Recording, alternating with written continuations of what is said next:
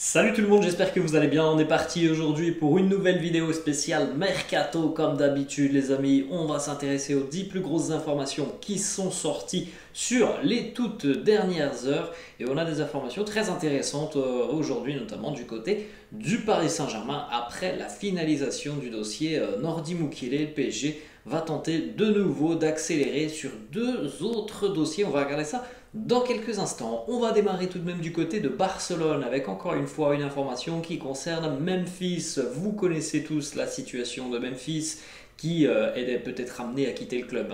Sur les prochaines semaines, Xavi a été très clair envers Memphis, envers Frenkie de Jong. Si une offre intéressante arrive, notamment pour Memphis, ça va être très très compliqué pour lui de continuer avec le club. On a appris l'intérêt de beaucoup de clubs anglais sur le dossier de l'attaquant néerlandais. Petit nouveau maintenant, c'est la Juventus qui est aussi très intéressée par Memphis. Le Barça demande 20 millions d'euros pour se séparer de l'attaquant néerlandais.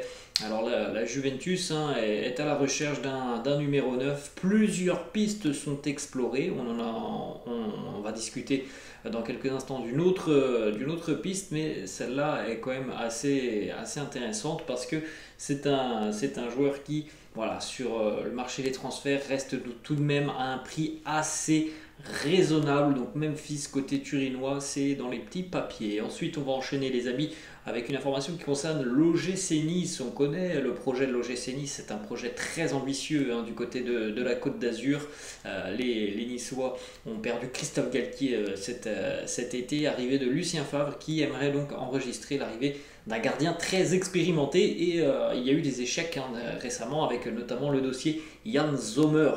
L'OGC Nice a été tombé d'accord avec le joueur et puis au final il s'est rétracté. Nice cherche actuellement donc un autre gardien et ça pourrait être le gardien des Foxes de Leicester, Kasper Schmeichel, qui a d'ores et déjà donné son accord aux Aiglons pour rejoindre la Côte d'Azur. Kasper Schmeichel, gardien très expérimenté, il a 35 ans, il est international danois, c'est un gardien en plus de ça qui est très fiable, Kasper Schmeichel, très imposant et rassurant pour une défense. Il a donné son accord donc à l'OGC Nice. Maintenant, Leicester pourra certainement donner une réponse favorable aux Aiglons lorsqu'ils auront trouvé le remplaçant de Kasper Schmeichel. Ensuite, on va continuer les amis avec donc une autre information qui concerne la Juventus et une piste offensive au poste de numéro 9. La Juve qui s'intéresse à Morata, qui s'intéresse à Memphis et la Juve aussi qui s'intéresse à Timo Werner. C'est une option qui peut être intéressante puisque Chelsea serait peut-être ouvert à un départ, notamment sous la forme d'un prêt. Donc on sait que la Juve très récemment, sur les dernières saisons, s'est vu se faire prêter Alvaro Morata, donc c'est une idée aussi qui peut être intéressante côté turinois. Alors il faut savoir que la Juventus n'est pas seule, évidemment sur le dossier de Timo Werner. On sait qu'il a des difficultés du côté de Chelsea, mais ça reste tout de même un attaquant qui a une jolie cote sur le marché des transferts, pas mal de clubs intéressés. Newcastle aussi qui est très intéressé et évidemment si Newcastle arrive à convaincre Timo Werner, ça sera difficile pour la Juventus de rivaliser financièrement avec l'offre des Magpies. Ensuite les amis, on va aller du côté de l'Espagne à Madrid, mais ça va concerner ni le Real ni l'Atlético Madrid. On va parler du Rayo Vallecano qui serait en négociation actuellement avec l'attaquant international espagnol Diego Costa qui est libre à l'heure actuelle. Diego Costa, il était depuis un petit peu plus d'un an du côté du Brésil avec Flamengo notamment, et à l'heure actuelle il est libre, Diego Costa, donc pourquoi pas. On sait que le Rayo l'année dernière a tenté le coup avec Radamel Falcao et ça s'est avéré être quelque chose d'assez intelligent parce que Radamel Falcao il a quand même marqué l'année passée du côté du Rayo. Il a été plutôt à l'aise, notamment sur la première partie de saison, mais voilà, ce coup de poker qui avait tenté le Rayo la saison passée, c'est au final confirmé comme étant un joli coup réalisé par le Rayo. Donc pourquoi pas tenter l'opération Diego Costa. Des négociations sont déjà en cours entre le joueur et le club de la banlieue de Madrid. Ensuite, on va enchaîner du côté de West Ham, les amis, avec un départ officiel de Sassuolo. C'est Gianluca Scamacca. C'est une information et une opération importante, puisque c'était l'une des grosses pistes du Paris Saint-Germain. Donc Gianluca Scamacca s'engage avec les Hammers.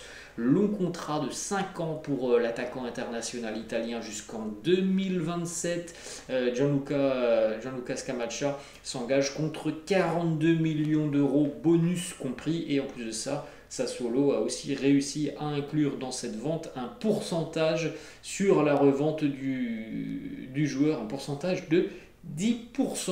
Ensuite, une information qui concerne un Brésilien qui évolue du côté du championnat chinois. Alors, c'est l'un des derniers à être encore du côté de la Chine, parce que le championnat chinois, les amis, ce n'est plus du tout l'Eldorado que c'était il y a quelques années.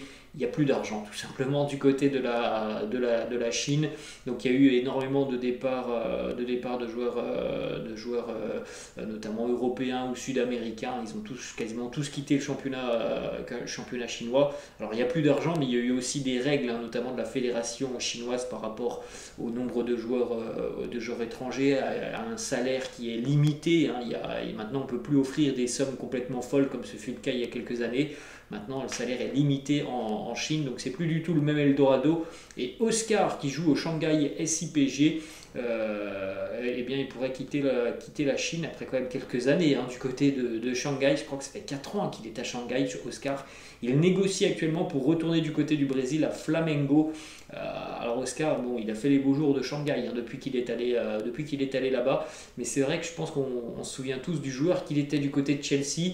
Et on avait tous été très très surpris de ce choix de rejoindre la Chine. Bon, on va pas se mentir, hein, c'était un choix évidemment purement financier pour Oscar. Ensuite, on va continuer, les amis, avec une information qui concerne Luis Suarez. Alors, on en a parlé hier. Il y avait des informations qu'il envoyait du côté de Los Angeles, mais au final, l'information qui se révèle être officielle, c'est celle dont on avait parlé la semaine dernière. Luis Suarez qui va retourner au pays, en Uruguay, pour s'engager avec le national des Montevideo. La belle histoire donc, hein, pour El Pistolero, de retour à Montevideo 16 ans après. Il l'a annoncé lui-même sur ses réseaux sociaux hier. Il a dit tout simplement qu'il avait donné son accord au national, qu'actuellement on était en train de négocier entre le club, lui et ses représentants, pour trouver un accord, voilà, peut-être sur le contrat, sur le salaire, évidemment qui va être très très inférieur à ce qu'il touchait en Europe, mais voilà, ça c'est le choix du cœur de Luis Suarez, retourner au pays pour évoluer avec le national. Montevideo, on aura certainement beaucoup plus d'informations dans les prochains jours sur la durée notamment de ce contrat. On rappelle qu'on avait parlé d'un contrat de 3 ou 4 mois pour arriver au mondial au Qatar en fin d'année. Ensuite, on a une information qui concerne un jeune espoir du Paris Saint-Germain qui a convaincu d'ailleurs sur les matchs de pré-saison du côté du Japon, le jeune attaquant Arnaud Kalimuendo, qui se verrait bien continuer du côté de Paris, mais il aimerait bien tout de même avoir des garanties en ce qui concerne son temps de jeu. Et bon, quand on connaît l'effectif du Paris Saint-Germain, c'est évidemment difficile d'avoir des garanties sur le temps de jeu d'un jeune joueur, même si il est très talentueux, hein, Arnaud Kalimuendo. Donc voilà, on peut s'attendre à un départ de Kalimuendo, mais voilà, le Paris Saint-Germain demande 20 millions d'euros, donc il va falloir les débourser, hein, pour l'équipe qui est intéressée, même si je pense que c'est un très bon investissement. On a appris l'intérêt de l'OGC Nice, Leeds, ça fait déjà quelques semaines que Leeds est très intéressé, et très récemment le Stade Rennais aussi qui se montre intéressé. D'ailleurs, Rennes a entamé des discussions avec le joueur et ses représentants. Alors il faut savoir, hein, les amis, que Rennes est capable, hein, de poser 20 millions d'euros.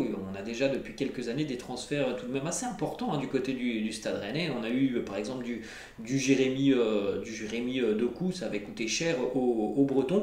Il y en a eu d'autres, donc Rennes est capable, hein, d'aller poser de grosses sommes sur ce mercato. Et quand on voit le style de jeu du Stade Rennais l'année passée avec Bruno Genesio, on peut se dire que Kalimuendo du côté de Rennes, il pourrait vraiment s'éclater. Ensuite, on continue toujours du côté de Paris avec donc hier l'officialisation de l'arrivée de Nordi Mukiele, et le PSG va donc continuer son mercato.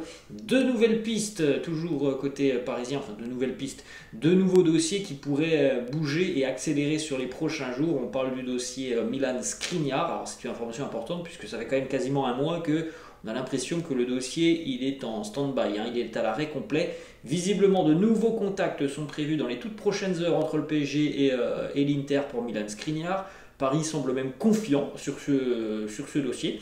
Et puis en ce qui concerne Renato Sanchez, il ne reste plus que quelques détails à régler avec Lille pour boucler le transfert du joueur. Et on va terminer les amis avec une information qui concerne le Borussia Dortmund, toujours à la recherche d'un remplaçant à Sébastien Haller, malheureusement touché par une tumeur au niveau des testicules.